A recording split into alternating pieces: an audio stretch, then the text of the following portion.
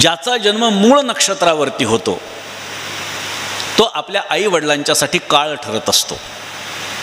मी अशी खूप उदाहरणं बघितलेली आहेत आजच्याही काळामध्ये.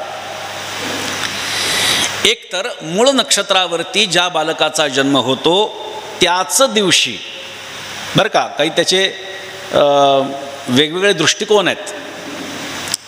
एक तर त्याच दिवशी आई वडील जातात, नाहीतर 3 वर्षांच्या आत जातात, नाहीतर त्या बालकाचा जन्म ज्या दिवशी झाला त्याच तिथीला ते कधीही कितीही वर्षांनी जातात पण त्याच तिथीला जातात. अशी खूप उदाहरणं मी बघितलेली आहेत. एकनाथ महाराजांचा जन्म मूळ नक्षत्रावरती झाला. आई वडील निवर्तले. नाथ महाराज 3 वर्षाचे असताना आजी आजोबांनी सांभाळ केला.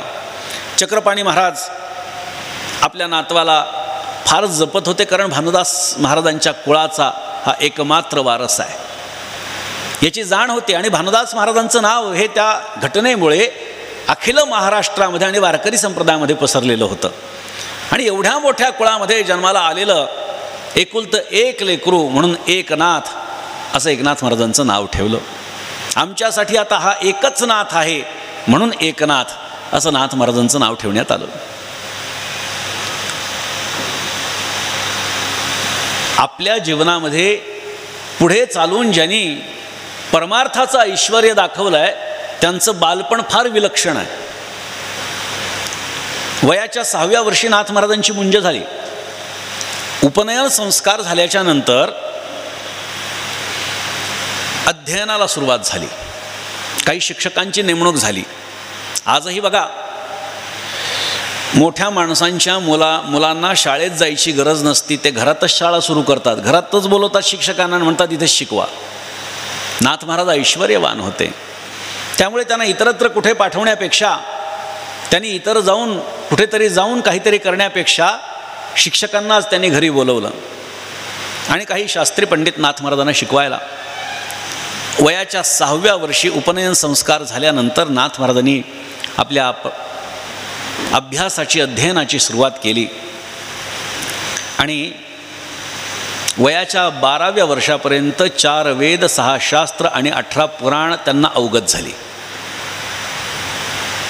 लक्षात घ्या, बाळाचे पाय पाळण्यात दिसतात असं आपण व्यवहारामध्ये म्हणतो.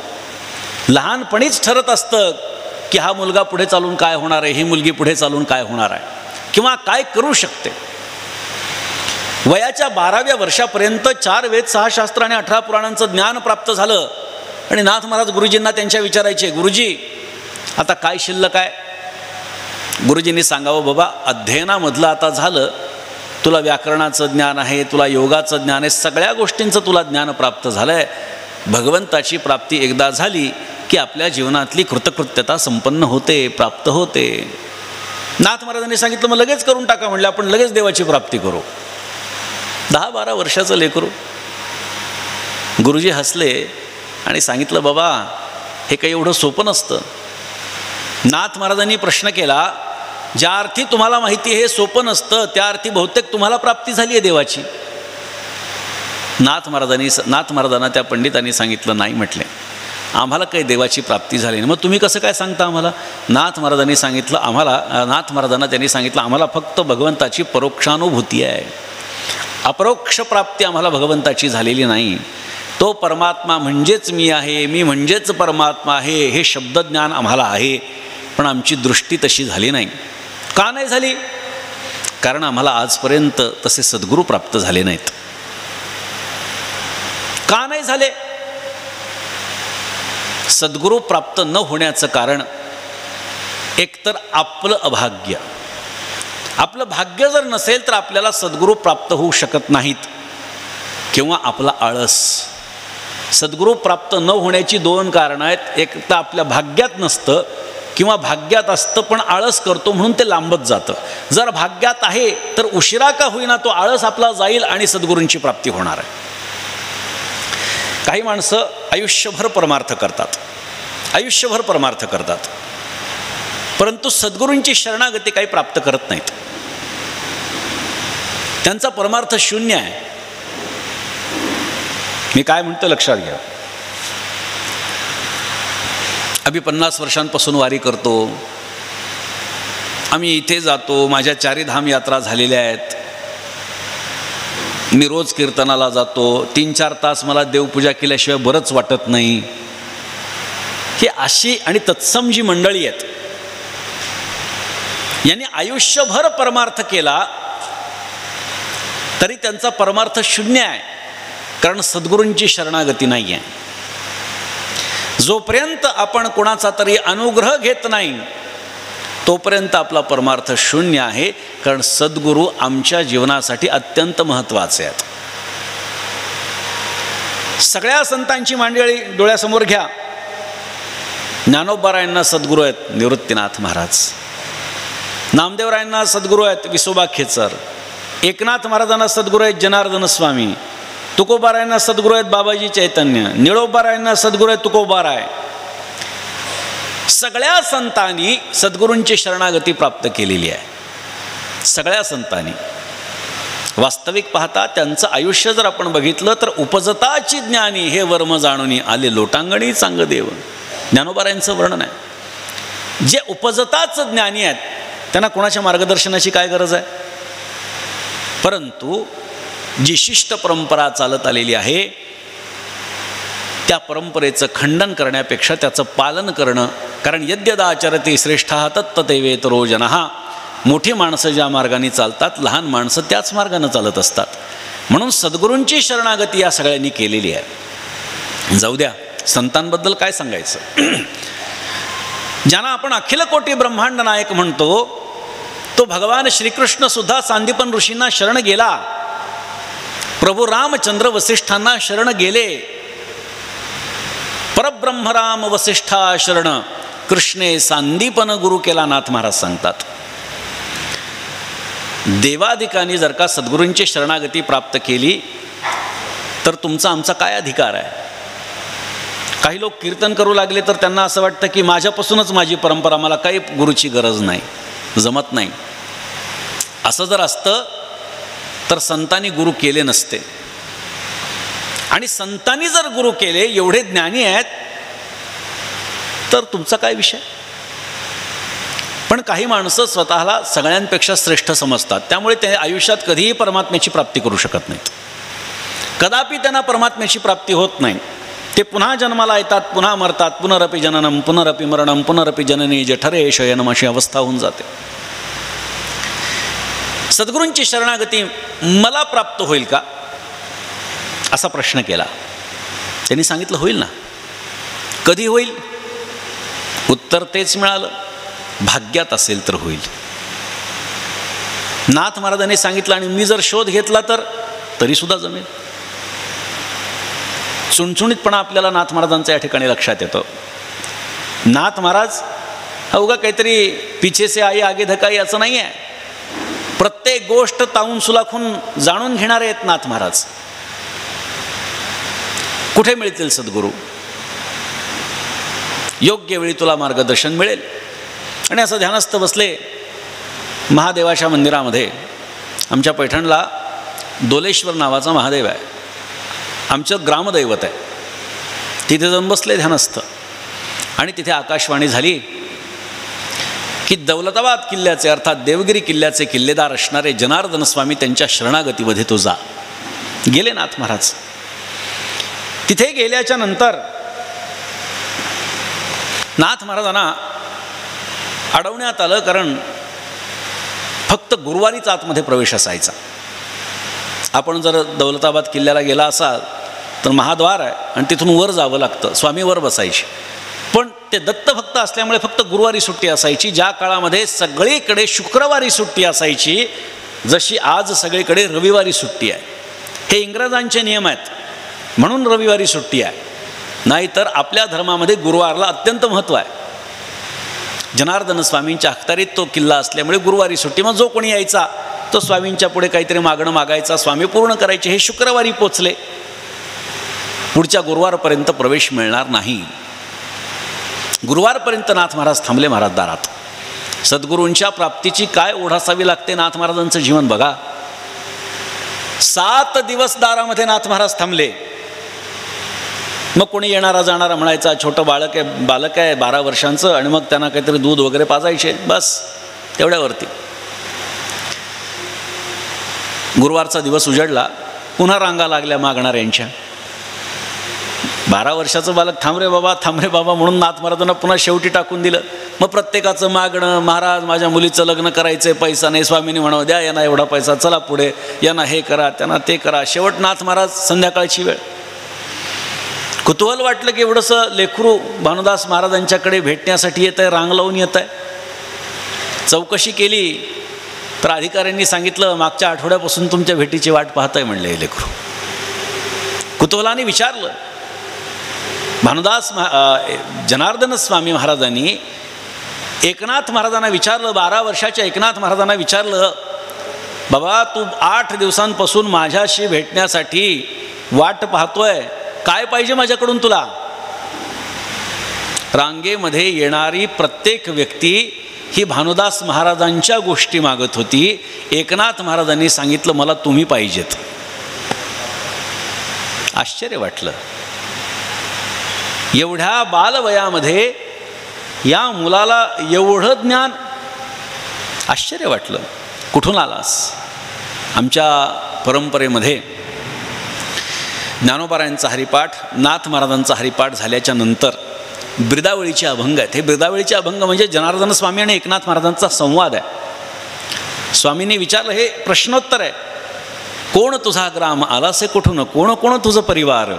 मुळीचा मी एका लागली से मुळी, आहे वंशावळी आजा आजी.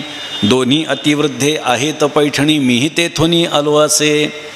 वयते लहान दिसशी सगुण अनुतापे पूर्ण बिंबलासे. दिसतोसे तीक्ष्ण आलासे रुसून करून अवगुण दोहीवरी. नाही मी गुणाचा नाही अवगुणाचा, समसाम्य जयाचा ठाव नाही. सांगतसे वृद्धे ऐकले निर्बल, कोण्या गुणे केले बीज तुवा. रडती मरती होतील चुकार, झालासे निष्ठुर केवितया. कोण तुझा हेत काय अपेक्षित, दिसशी विरक्त धडधडीत. नाही उपेक्षिली जनक जननी, भेटी नारायणे उपदेशिले. सहज प्रसंगी ऐकिले पुराणे, श्रीधरे व्याख्याने टीकाकार. तोची धरुणी हेतू आलो मी शरण, करावे उद्धरण जनार्दना. ऐकोनिया वचन कळवळला मनी, बाह्या पसरुनी अलिंगिला. मस्तकावरुनी उतरविला हात, झाला कृपावंत जनार्दन. नयन पुंजाळले कंठ सद्गदित, झालीसे तिखट रोमावळी. चुकले पाडस कुरंगिनी सापडे, सुख तेणे पाडे जनार्दना. लोभियाचे धन झाले भूमिगत, सापडले वित्त जीवित्वाचे. देखुनिया घन नाचती मयूर, वर्षती जलधार चातकासी. घाली पायी मिठी काही केला नुठी, स्फुंद त्याचे पोटी न समाये. म्हणे जनार्दन होसी योग भ्रष्ट, साधिले वैकुंठ प्रेम सुख. तुझी संगती मज परमगती. काय याच्यापेक्षा पाहिजे महाराज? एखाद्या शिष्याला सद्गुरू प्राप्त झाले तर त्याची भावना होते की या सद्गुरूंच्या संगतीमध्ये माझा मोक्ष आहे, मला उद्धार मला प्राप्त होणार आहे. इथे जनार्दन स्वामी महाराजांनी एकनाथ महाराजांच्याकडे बघून म्हटलं, तुझी संगती मज परमगती. तुझ्या संगतीत जर मी राहिलो तर मला परमगती प्राप्त होणार आहे. हा अधिकार एकनाथ महाराजांचा. जवळ ठेवून घेतलं. आता काय? शास्त्र आणि शस्त्र दोन्हीचं शिक्षण दिलं. नाथ महाराज हळूहळू मोठे होऊ लागले. दर गुरुवारी वरच्या गुहेमध्ये जाऊन ध्यान करतात हे लक्षात आलं. आणि लक्षात आल्याच्या नंतर त्या काळच्या त्या विरोधकांनी आक्रमण केलं आणि नाथ महाराजांच्याकडे सेवक धावत आला, सैनिक आला आणि सांगितलं, आपल्या गडावरती परकीय चक्र चालून आलेलं आहे, स्वामींना लगेच त्यांच्या ध्यानातून उठवा, नाहीतर अनर्थ होईल. ठीक आहे. सैनिक निघून गेला. एकनाथ महाराज विचार करू लागले, आपले सद्गुरू आज गुरुवार आहे, ध्यानात असतात. त्यांचं ध्यान जर आपण मोडलं तर कदाचित आपल्याला त्याचं पातक लागेल. म्हणून एकनाथ महाराजांनी काहीही विचार न करता जनार्दन स्वामींचं शिरस्त्राण अंगावरती धारण केलं, घोड्यावरती बसले, सैनिकांसह गेले, लढाई केली आणि लढाई जिंकली सुद्धा. आपल्या वारकरी संप्रदायामध्ये ज्ञात संत जे आहेत लोकांना, त्यामध्ये एकनाथ महाराज असे एकमेव संत आहेत की ज्यांनी हातामध्ये तलवारही घेतलेली आहे, लढाईसुद्धा केलेली आहे आणि विजयही प्राप्त केलेला आहे. विजय प्राप्त झाला, शिरस्त्राण काढून टाकलं आणि पुन्हा गुहेच्या बाहेर हात जोडून बसले. स्वामींचं ध्यानधारणा झाल्याच्या नंतर बाहेर आले, पण असा काही भाव नाही की मी लढाई केली, मी जिंकलं. नाही, शांत बसून एक शब्दही बोलले नाहीत. राजानं बोलवून घेतलं स्वामींना आणि स्वामींचं कौतुक केलं. स्वामींना कळेना की माझं कौतुक का चालू आहे, कारण स्वामींचं शिरस्त्राण घालून एकनाथ महाराज जी लढाईला गेले होते, लोकांना असं वाटत होतं की स्वामीच लढाई करतायत आणि स्वामींमुळे ही लढाई जिंकली असं जेव्हा कळालं, वाटलं राजाला, तेव्हा स्वामींना बोलून त्यांचा सत्कार करू लागले. स्वामी काही बोलले नाहीत, परंतु त्यांना कळालं की एकनाथाचं हे काम आहे. आपल्या गुरुसाठी आपण जे करतो ते त्यांना दाखवण्याची अजिबात गरज नसते.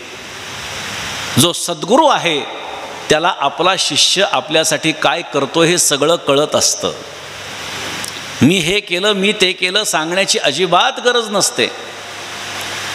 आपलं कर्म करून आपण मोकळं व्हायचं असतं. सद्गुरूंना काळजी असते. कदाचित असं वाटत असेल शिष्याला की आपण केलेलं सद्गुरूंना कळतंय की नाही, त्यांना माहिती आहे की नाही, परंतु सद्गुरूंचं सगळीकडे लक्ष असतं. कदाचित ते कधी दाखवतील, कधी दाखवणार नाहीत. अल्पकाळामध्ये नाथ महाराज स्वामींच्या फार जवळ गेले. हिशोबसुद्धा एकनाथ महाराज तपासू लागले. आता तुम्हाला असं वाटत असेल की आजच्याच काळामध्ये लाचलुचपत वगैरे व्हायची, ती त्याही काळात असायची. पैशाचा हिशोब एकनाथ महाराजांच्याकडे गेल्यापासून पैसे खाणारी तत्कालीन जी मंडळी होती ती विचार करू लागली, हे कालचं पोरगं आणि स्वामींच्या एवढं जवळ गेलाय. आम्ही इतक्या वर्षांपासून इथे सेवा करतोय, आमच्या हातचं सगळं गेलं. आपल्याला कथा माहिती असेल, आदेल्याची चूक काढण्यासाठी रात्र जागून नाथ महाराजांनी काढली. बरं, सद्गुरूंचं तेल वाया जाऊ नये म्हणून देवघरातल्या नंदादीपापाशी त्या ठिकाणी रात्रभर जागले. आपल्याला सर्वांना कथा माहिती आहे. चूक सापडल्यानंतर टाळी वाजवली, सापडली, आनंद व्यक्त झाला. स्वामी दुरून पाहत होते, विचार करू लागले, अरे याला एका आधेल्याची चूक सापडली तर एवढा आनंद झाला, याला परमात्मा सापडला तर किती आनंद होईल. काही मंडळी नाथ महाराजांच्या वरती ईर्ष्या करू लागले. एक कट रचला. साधारणतः नाथ महाराजांचं वय 18 ते 20 वर्षांचं तोपर्यंत झालं होतं.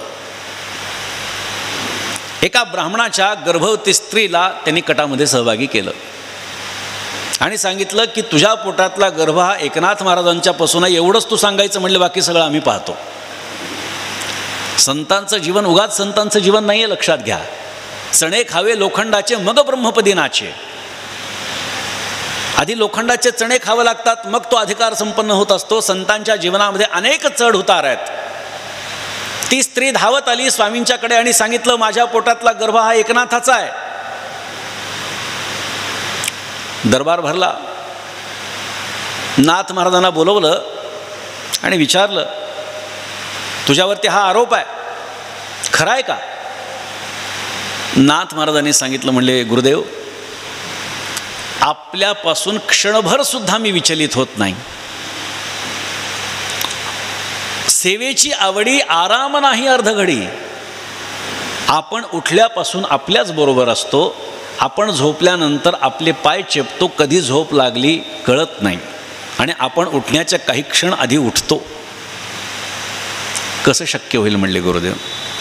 स्वामींनी सांगितलं, हे सगळं तुझं बरोबर आहे बाबा, पण मी न्यायाधीशाच्या खुर्चीवरती आहे. इथं पुराव्याशिवाय निकाल दिला जात नाही. तुझे आणि माझे काय संबंध आहेत? तू काय आहेस हे गुरु म्हणून मी तुझ्याकडे पाहू शकत नाही. मी आता न्यायाधीशाच्या गादीवरती बसलेलो आहे. न्याय हा पुराव्यानिशी सिद्ध होत असतो. तुझ्याकडे काही पुरावा असेल तर दे. नाथ महाराजांनी सांगितलं, माझ्याकडे काहीच पुरावा नाही आहे. बाकीचे कटावाले सगळे आनंदित झाले. हा म्हणले, आता अडकला एकनाथ. पण नाथ महाराज म्हटले, पण एक जण माझ्या बाजूने पुरावा देऊ शकतो म्हणले. आता सगळे घाबरू लागले, एकमेकांच्याकडे बघू लागले. अरे आपल्यातलं कोण फुटलं? एकमेकांकडे बघू लागले. प्रत्येकजण नाही नाही मी नाही मी नाही मी नाही. काय पुरावा आहे? कोण साक्ष देणार तुझ्या बाजूने? एकनाथ महाराजांनी सांगितलं, या स्त्रीच्या गर्भात असणारं लेकरूच माझ्या बाजूनं पुरावा देईल. सगळे हसू लागले. म्हणजे गर्भातलं लेकरू काय पुरावा, सामान्य माणूस एखादा पुरावा देऊ शकत नाही, साक्ष देऊ शकत नाही, आणि पोटातला गर्भ कसा पुरावा देईल, साक्ष देईल? ती कशी? नाथ महाराजांनी त्या स्त्रीच्या गर्भाकडे करुणामय दृष्टीनं बघितलं आणि त्या पोटातल्या बाळाला प्रश्न केला, बाळा तुझ्या वडिलांचं नाव सांग.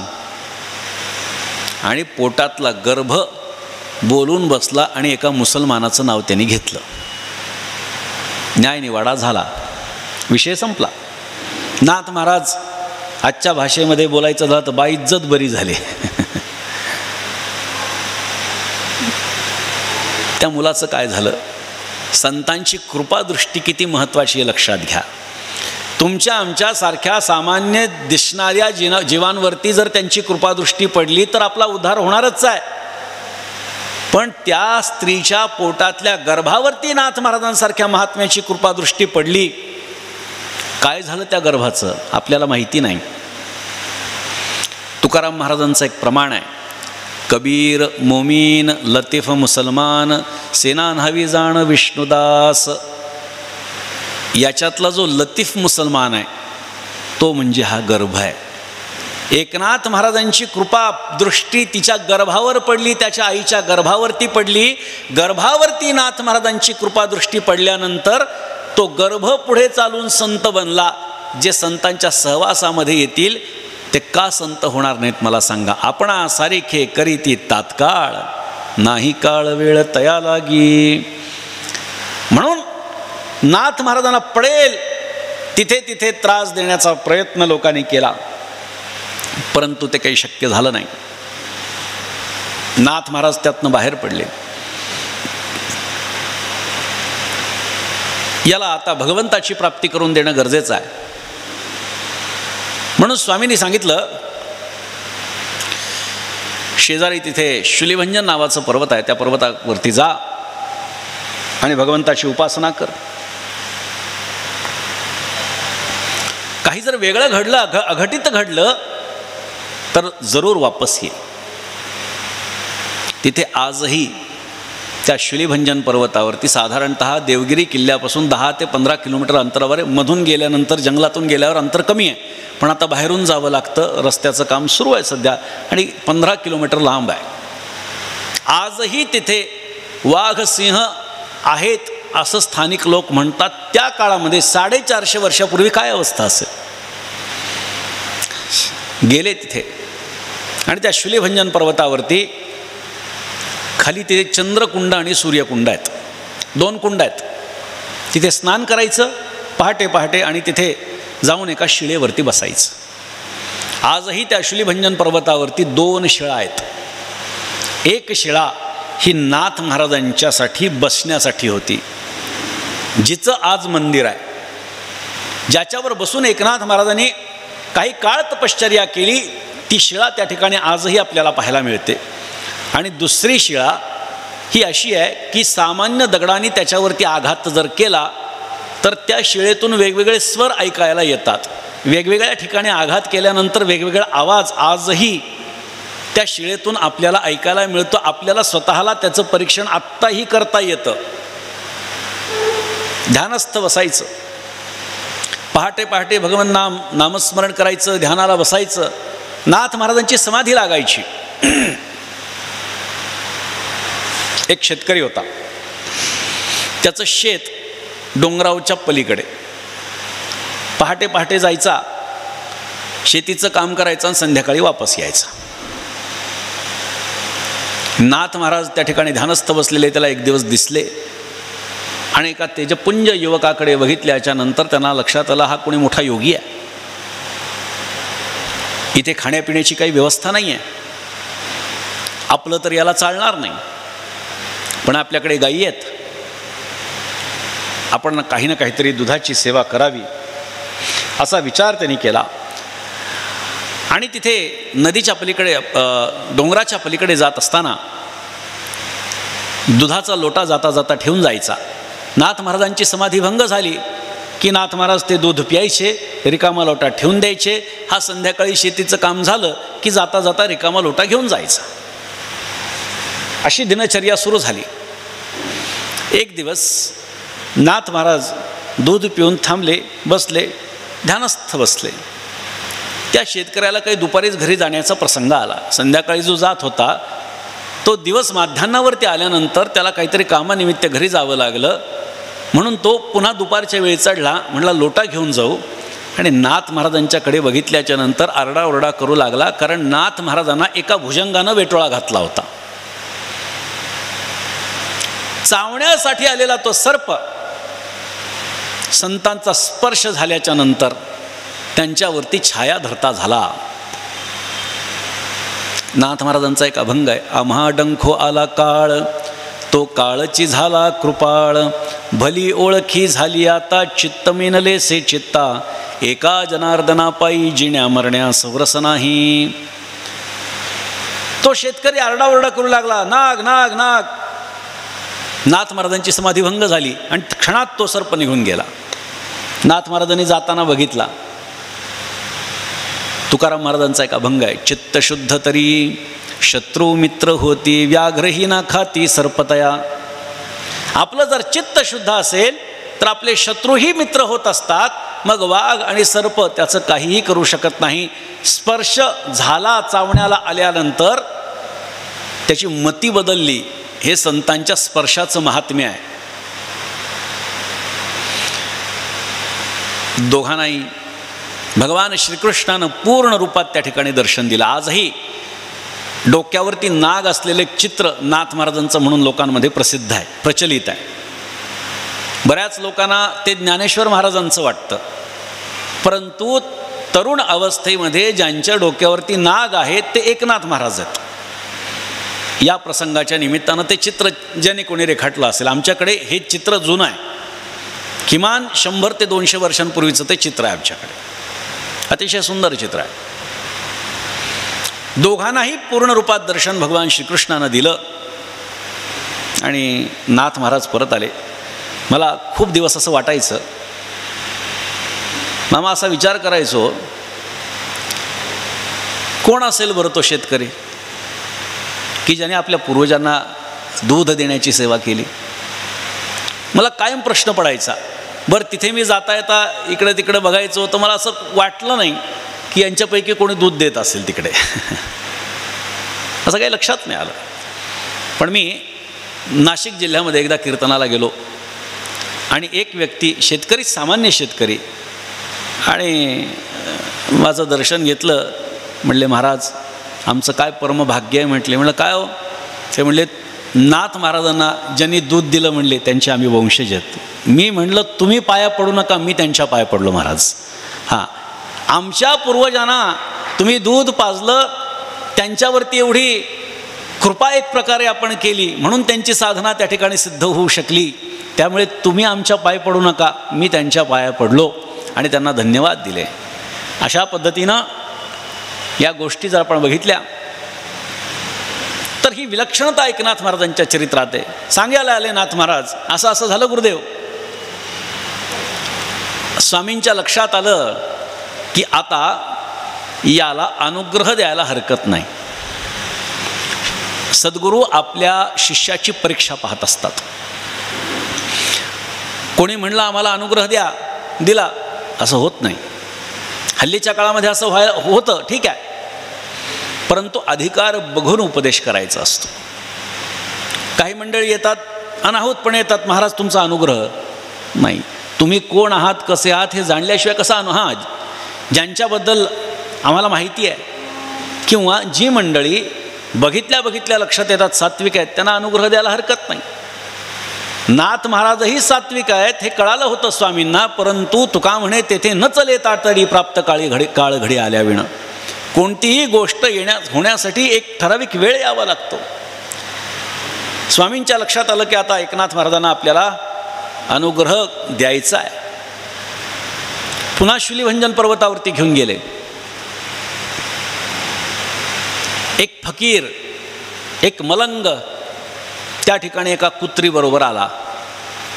काखेला झोळी आणि बरोबर श्वान. स्वामींनी नमस्कार केला. नाथ महाराजांना असं वाटलं, ह्या मलंगाला ज्या अर्थी स्वामी नतमस्तक होत आहेत तसं कोणीतरी ह्या असेल. नाथ महाराजांनी नमस्कार केला. त्या फकीरांनी त्याच्या फाटक्या झोळीतून एक सोन्याचं पात्र बाहेर काढलं. नाथ महाराजांना आश्चर्य वाटलं, हा एवढा फकीर दिसतोय, सोन्याचं पात्र कसं काय? एकनाथ महाराजांच्याकडे दिलं आणि सांगितलं, त्या कुत्रीचं दूध काढून आण. किळसवाणा प्रकार आहे हा. आत्ताच आपल्या काही जणांना असं वाटलं असेल की काय हे, हा किळसवाणा प्रकार आहे. कुत्रीचं दूध काढून आण म्हणल्याच्या नंतर नाथ महाराज गेले, कारण सद्गुरू काही बोलत नाहीत. कुत्रीचं दूध काढलं आणि समोर ठेवलं.